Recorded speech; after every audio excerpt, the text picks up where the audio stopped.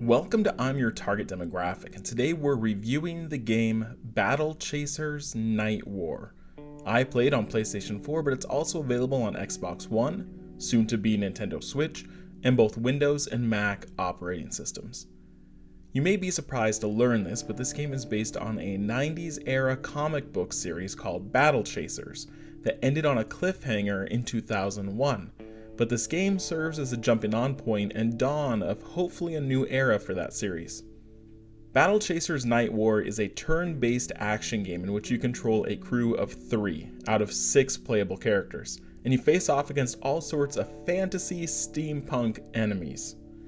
There are some unique innovations here that shake up the traditional turn-based formula and make for an incredibly rewarding battle system where you're constantly earning new abilities and powers as you level up. When you're not in combat, you're either free roaming a giant map with a city in the center for you to restock supplies and rest up, or you're in dungeons, which is where you can explore and solve puzzles while occasionally engaging with enemies. These dungeons can be repeated for gear at varying difficulties, so there's an aspect of grinding as the game progresses where you might need to repeat dungeons to level up and get new gear. So what does this game do right? It's really cool to look at, with plenty of vibrant and colorful environments and great character models. The battle system is engaging and the enemies have distinct strengths and weaknesses that you need to really pay attention to, so the encounters are satisfying.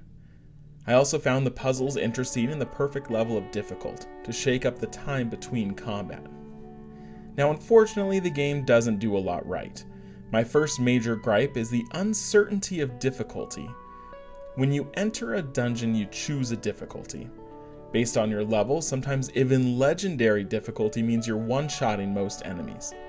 But then you'll be surprised by an enemy that one-shots you instead. The progression seems to ramp up in unexpected ways, so combat seems to teeter between ridiculously easy and how do I even beat these guys. I'm not upset that the game is hard sometimes, it's just uncertain what you're getting into. And you may have to repeat areas over and over to get over the next difficulty spike, which means running through the game just for the story isn't quite possible or probable.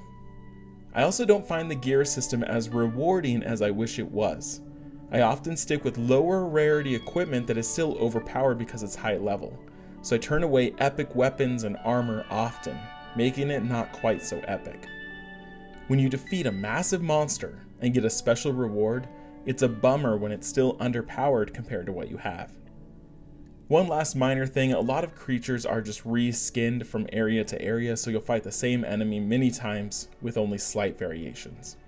So this game is a mixed bag. It's fun and it's vibrant, but I clocked in at about 30 hours of play for my first playthrough, and it would have been a much more satisfying 15 hours if the difficulty ramped up in the right way to allow me to cruise through the story. Those of you that want grinding and leveling, this'll do it.